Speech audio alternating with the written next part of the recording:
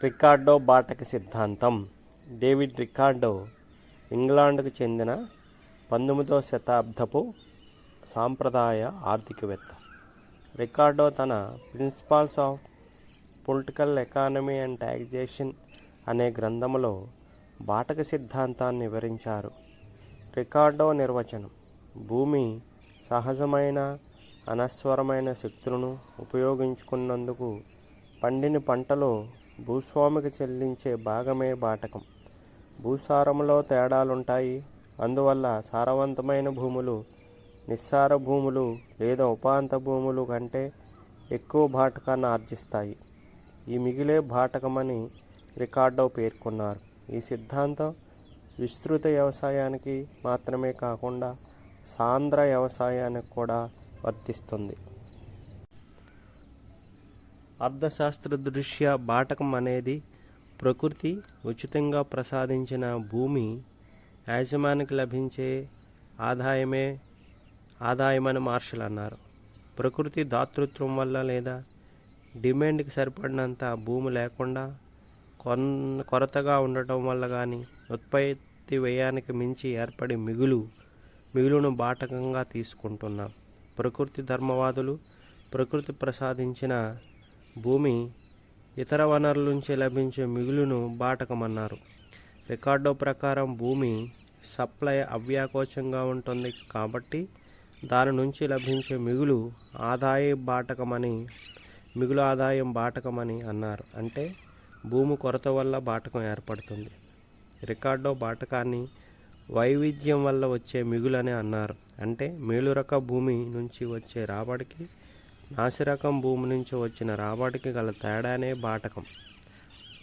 Supply నిర్ణీతంగా ఉన్న నిర్దిష్టమైన ఉత్పత్తి కారకానికి ఏర్పడే మిగులును బాటకమని బెనహామ్ అన్నారు.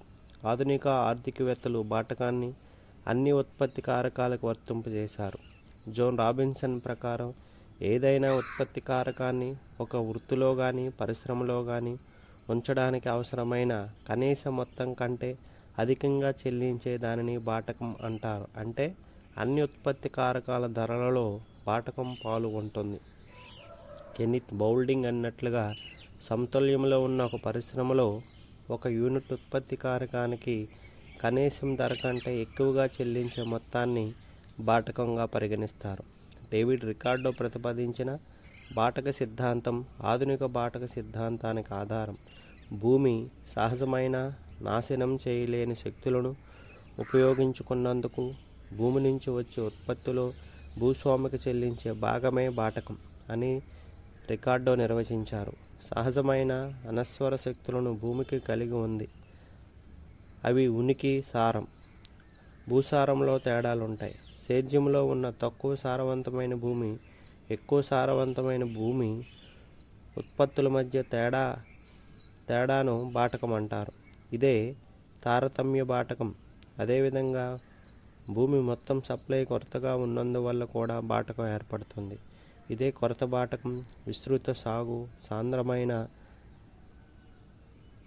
ఏది జరిగినా భూస్వామికి బాటకం లభిస్తుంది. విస్తృత వ్యవసాయం అంటే ఇంతవరకు సాగులో లేని భూమిని నూతనంగా సాగులోకి తేవడం. ఉన్న భూమి అంతా సాగులోకి వచ్చిన తర్వాత ఇక భూమి లభించినందువల్ల సాంద్ర వ్యవసాయం అమల్లోకి వస్తుంది. అంటే సాగులో ఉన్న భూమిపైన ఎక్కువ శ్రమను మూలధనాన్ని ఉపయోగించి ధాన్య ఉత్పత్తిని పెంచుతారు. రికార్డో బాటక సిద్ధాంతం ఈ క్రింది ప్రమేయాలపై ఆధారపడి ఉంది. 1. భూమి ప్రకృతి ప్రసాదించిన కానుక. దీనికి ఉత్పత్తి వ్యయం లేదు. 2. భూమి సప్లై అవ్యాకోచంగా ఉంటుంది. అంటే భూమి సరఫరా పరిమితం. 3. భూసారం సహజమైంది, అనశ్వరమైంది. 4. క్షీణ ప్రతిఫలాల సూత్రం పనిచేస్తుంది. 5. భూమికి మాత్రమే బాటకం చెల్లించబడుతుంది. 6. దీర్ఘకాలంలో మాత్రమే బాటకం ఏర్పడుతుంది. 7. శ్రమ, మూలధనం రెండింటినీ ఒకే కారకంగా పరిగణించడమైంది. 8. బాటకాన్ని ధర నిర్ణయిస్తుంది. 9. అతి సారవంతమైన భూమి ముందుగా సాగు చేస్తారు. తర్వాత మాత్రమే తక్కువ సారవంతమైన భూమిని సాగు చేస్తారు. 10. ఉపాంత భూమి ఉంటుంది. ఇది సేద్యంలో ఉన్న భూమిలో అతి తక్కువ సారవంతమైంది. 11. భూమికి ఒకే ఒక ఉపయోగం ఉంది, అంటే ఒకే ఒక ధాన్యాన్ని పండించడానికి భూమి ఉపయోగిస్తారు. 12. భూమికి సహజమైన అనస్వర శక్తులు ఉంటాయి. 13. భూసారంలో తేడాలున్నందువల్ల బాటకం ఏర్పడుతుంది. విస్తృత వ్యవసాయం ఉంటే బాటకం ఎట్లా ఏర్పడుతుందో పరిశీలిద్దాం. కొత్తగా స్థావరం ఏర్పరచుకున్న దేశంలో ప్రజలు ముందుగా అతి సారవంతమైన భూములను ఏ గ్రేడ్ సాగు చేస్తారు.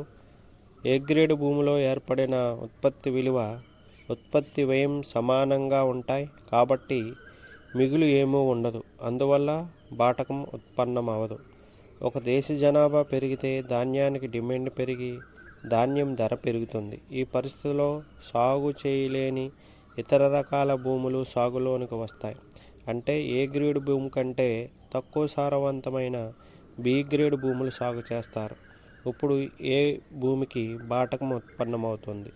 బ్రిగేడ్ భూమిలో ఏర్పడిన ఉత్పత్తి విలువ, ఉత్పత్తి వ్యయం సమానంగా ఉంటాయి కాబట్టి బి గ్రేడ్ భూమికి బాటకం ఉండదు. ఇట్లా జనాభా పెరగడం వల్ల ఇంకా తక్కువ సారవంతమైన భూములు సి గ్రేడ్ లాంటివి సాగులోనికి తీసుకొని రావడం జరుగుతుంది. చివరగా సాగులోకి తెచ్చిన సి గ్రేడ్ భూమికి బాటకం ఉండదు. కారణం ఇందులో ఉత్పత్తి విలువ, ఉత్పత్తి వ్యయానికి సమానం.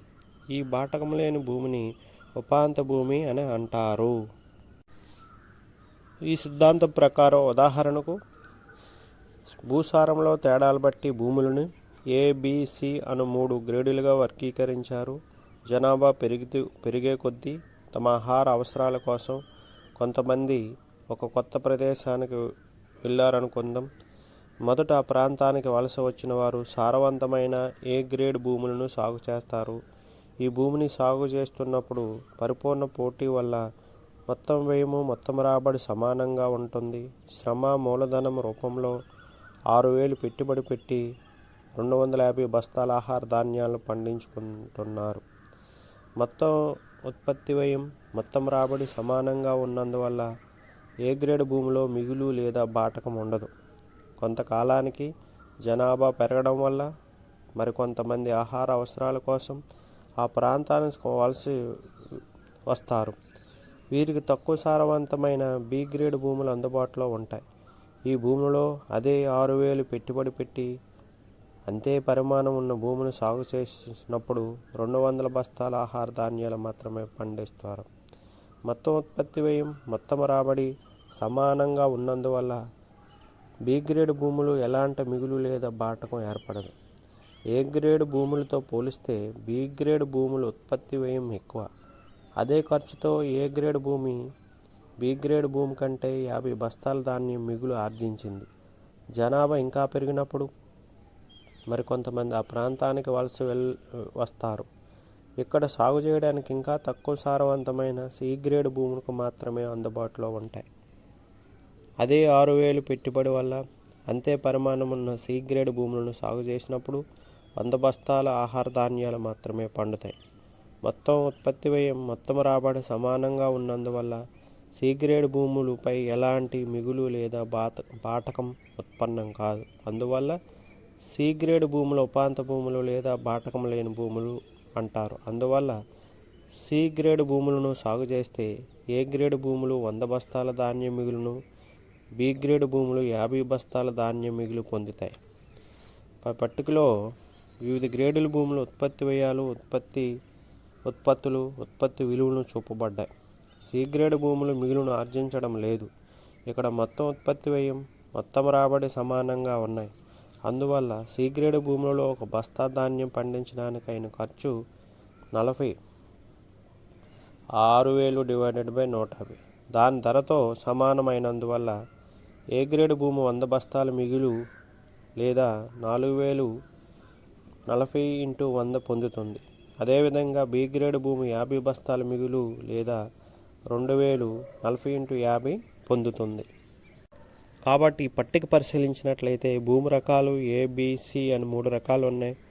ఉత్పత్తి వ్యయం 6000, 6000, 6000 ఉన్నాయి. ఉత్పత్తి 250 బస్తాలు బి గ్రేడ్ భూము, 200 బస్తాలు సి గ్రేడ్ భూము, 150 బస్తాలు.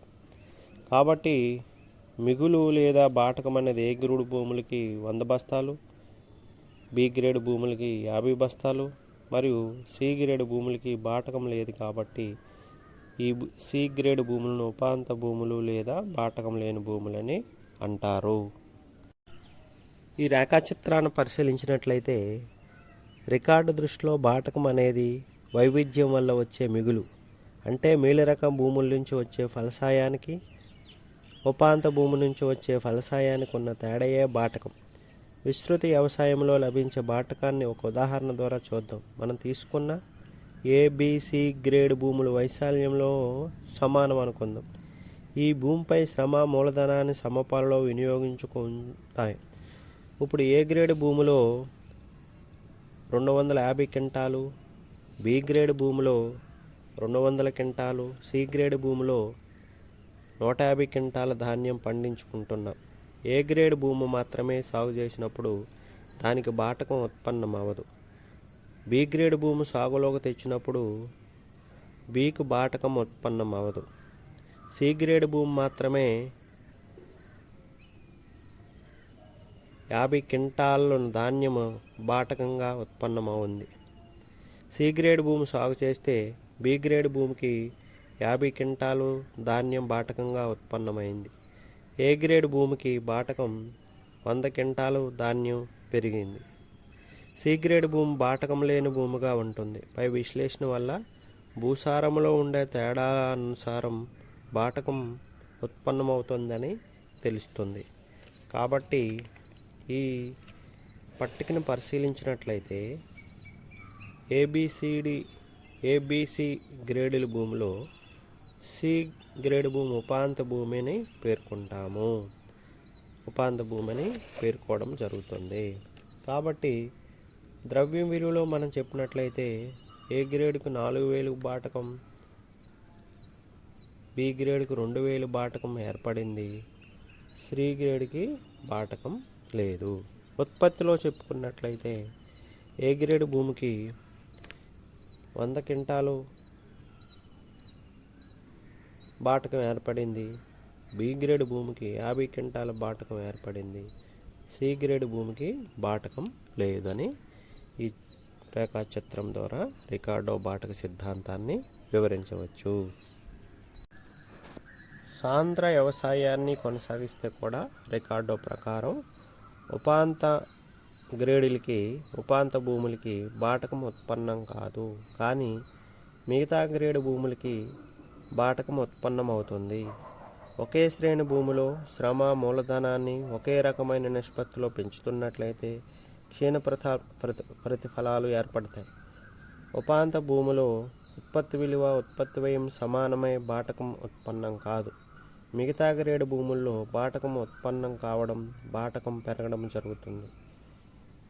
ఈ ఉదాహరణగా ఏ గ్రేడ్ భూమిలో 250 బస్తాలు, బి గ్రేడ్ భూమిలో 200 బస్తాలు, సి గ్రేడ్ భూముల్లో 150 బస్తాలు పండడం వల్ల ఏ గ్రేడ్ భూములకి 100 బస్తాల బాటకం, బి గ్రేడ్ భూములకి 50 బస్తాల బాటకం ఏర్పడింది. సి గ్రేడ్ భూములకి బాటకం లేదు. కాబట్టి ఈ 3వ రకం లేదా సి గ్రేడ్ భూములకి బాటకం అనేది ఉత్పన్నం కాదు. బాటక నిర్ణయాన్ని ఒక రేఖాచిత్రంతో మనం పరిశీలించినట్లయితే వ్యయాలు ధరల ద్వారా పరిశీలించవచ్చు. x అక్షం పైన ధాన్యోత్పత్తిని, y అక్షం పైన వ్యయాలు ధరను కొలుస్తున్నాం. సి అనేది సగటు వ్యయ రేఖ, ఎంసి అనేది ఉపాంత వ్యయ రేఖ. ఏ గ్రేడ్ భూమిని ప్రారంభంలో సాగు చేస్తున్నాం అనుకున్నాం. ధాన్య సప్లై, ధాన్యమునకున్న డిమాండ్ కలిపి ఓపీ ధర నిర్ణయించింది. ఏ బిందువు వద్ద ఉపాంత భూమి ఉపాంత వ్యయం సమానం కాబట్టి సమతుల్యం ఏర్పడింది. ఇక్కడ సగటు వ్యయము ధాన్యానుకున్న ధర సమానమైనందువల్ల ఏ గ్రేడ్ భూములకి బాటకం ఉండదు. ఓఏ పరిమాణంలో ధాన్యం ఉత్పత్తి అయింది. ఇప్పుడు జనాభా పెరిగి ధాన్యానికి డిమాండ్ పెరిగితే దాని ధర OP1గా పెరిగింది. ఇప్పుడు సాంద్రత వ్యవసాయం ఉన్నట్లయితే వ్యయం పెరిగి MCA రేఖ P1A1 రేఖను A1 బిందువు వద్ద ఖండిస్తుంది. ఇక్కడ ఉత్పత్తి OA1గా ఉంది. ఉపాంత వ్యయము ఉపాంత రాబడి సమానమైనందువల్ల సమతుల్యం ఏర్పడింది. ధరకు సగటు వ్యయానుకున్న తేడానే బాటకం అయినందువల్ల 1 యూనిట్ ధాన్యం పైన A1 బాటకం ఏర్పడుతుంది. మొత్తం బాటకం A1 OA1 P1A1 A1 D1కి సమానం. ఇంకా జనాభా పెరిగి ధాన్యానికి డిమాండ్ పెరిగితే ధాన్యం ధర OP2గా పెరుగుతుంది.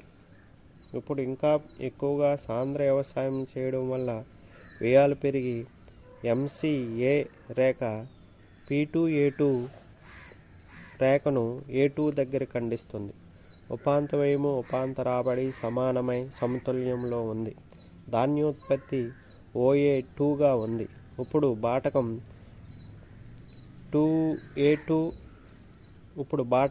A2 small A2 small 11 into OA2 P2A2 A11 D2 సమానం.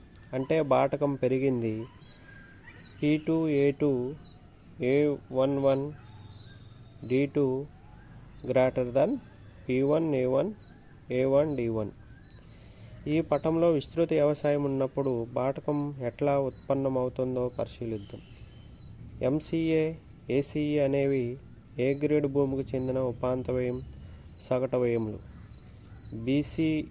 MCB, ACB అనేవి B గ్రేడ్ భూమికి చెందిన ఉపాంత వ్యయము సగటు వ్యయ రేఖలు.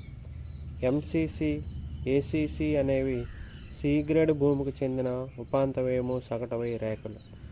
ముందుగా ఏ గ్రేడ్ భూమిని సాగు చేసినప్పుడు స్మాల్ a బిందువు వద్ద P MCA ACAగా ఉండి సమతుల్యంలో ఉంది. OA ధాన్య ఉత్పత్తిని OP ధరకు అమ్ముతున్నారు. ధర వ్యయం సమానమైనందువల్ల ఏ గ్రేడ్ భూమికి బాటకం ఉండదు. ఇప్పుడు ధాన్యానికి డిమాండ్ పెరిగి ధర పెరిగి OP1గా పెరిగింది అనుకుంటే B గ్రేడ్ భూమి సాగులోనికి తీసుకొని వస్తాం. ఇది పై రెండవ పటంలో పరిశీలించినట్లయితే B దగ్గర P1 MCB ACBగా ఉండి సమతుల్యంలో ఉంటుంది. ఉత్పత్తి OPగాను ధర OP1గా ఉంటాయి. ధర వ్యయం సమానం కాబట్టి B గ్రేడ్ భూమికి బాటకం ఉండదు. కానీ ఏ గ్రేడ్ భూమిలో ధర వ్యయం కంటే ఎక్కువగా ఉన్నందువల్ల P1A1 A1 D1 పరిమాణంలో బాటకం ఉత్పన్నమవుతుంది. A1 దగ్గర సమతుల్యంలో ఉండి OA1 పరిమాణంలో ధాన్య ఉత్పత్తి OP1 ధర ఉంటాయి. ఇప్పుడు జనాభా పెరిగి ధాన్యం డిమాండ్ ఇంకా పెరిగితే ధర OP2కి పెరుగుతుంది. ఇప్పుడు C గ్రేడ్ భూమిని సాగులోనికి తీసుకొని వస్తారు. C పటంలో పరిశీలించినట్లయితే C1 దగ్గర సమతుల్యం ఉంటుంది. P2 MCC ACC. OC ధాన్యోత్పత్తిని OP2 ధర ఉంటాయి. C గ్రేడ్ భూమికి బాటకం ఉండదు, ఎందుకంటే ధర వ్యయం సమానం.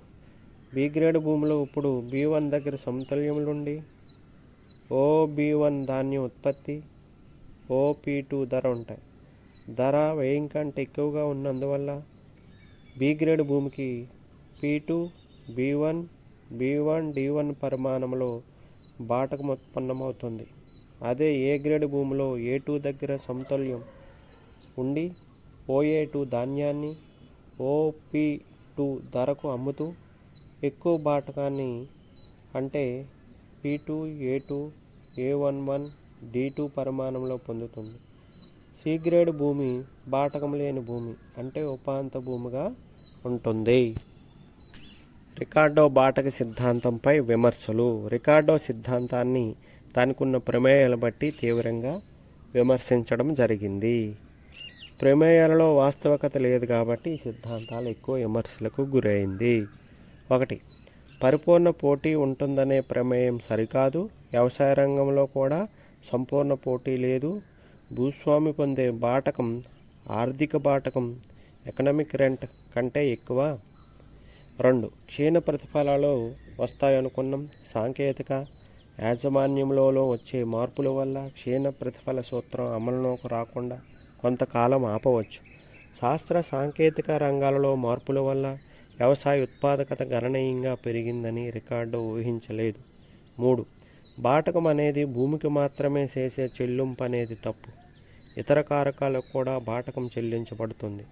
కారణం డిమాండ్తో పోలిస్తే భూమికి మాత్రమే కాక ఇతర ఉత్పత్తి కారకాల సప్లై కూడా స్థిరమే. 4. దీర్ఘకాలంలో బాటకం ఏర్పడుతుందనేది సరైనది కాదు. స్వల్పకాలంలో కూడా ఉత్పత్తి కారకాలు స్థిరంగా ఉన్నందువల్ల బాటకం ఉత్పన్నమవుతుంది. మార్షల్ దీనినే కృత్రిమ బాటకం అని పేర్కొన్నాడు. 5. రికార్డు విశ్లేషణలో శ్రమ మూలధనం ఒకే కారకమనియు సజాతీయమని భావించి ఉత్పత్తి ప్రక్రియలో వాటిని పెంచుతారు. ఉత్పత్తి విలువలో వీటికి ఉమ్మడి వాటా చెల్లించగా మిగిలిన బాటకంగా భూమికి లభిస్తుందనేది వాదన. నిజానికి 2 కారకాలు వేరువేరుగా ఉండి వాటి వాటాలను అవి వేరువేరుగా పొందుతాయి. శ్రమ మూలధనాన్ని ఏ నిష్పత్తిలో భూమితో వాడతారో రికార్డు వివరించలేదు. 6. బాటకం ధరల వల్ల నిర్ణయించబడుతుందనేది ప్రమేయం సరైనది కాదు. ఉత్పత్తి వ్యయంలో బాటకం కూడా ఉంటుంది కాబట్టి అసలు ధరే బాటకాన్ని బట్టి నిర్ణయించబడుతుంది.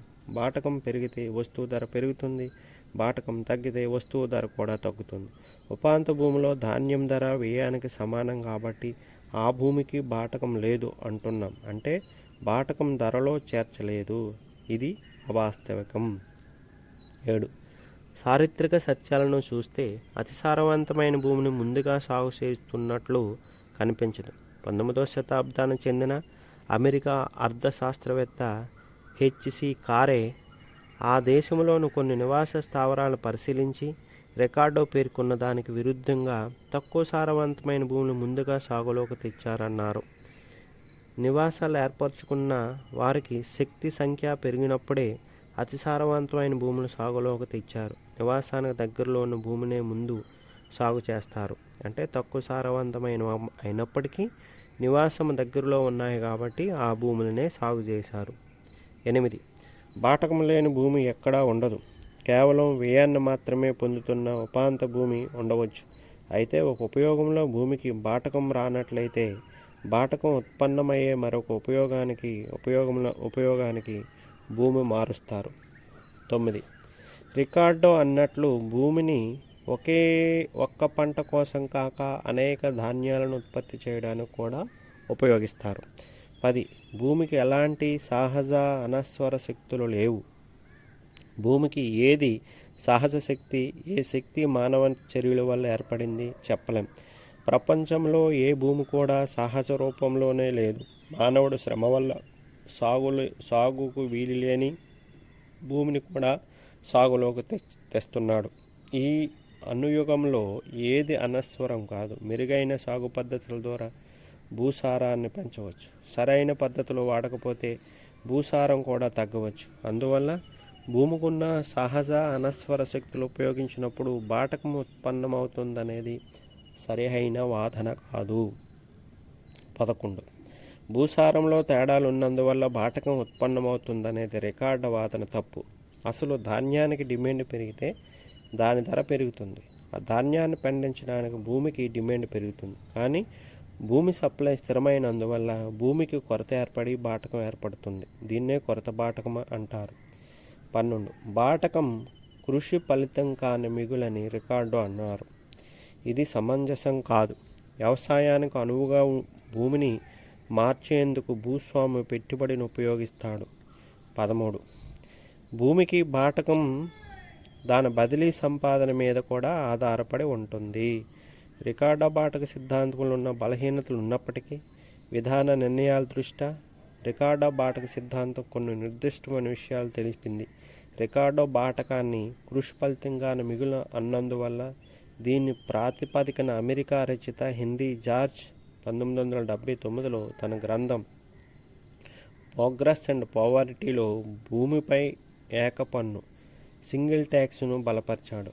దీనివల్ల వ్యవసాయ భూములు, పట్టణ భూములపై పన్ను విధింపుకు మార్గం ఏర్పడింది.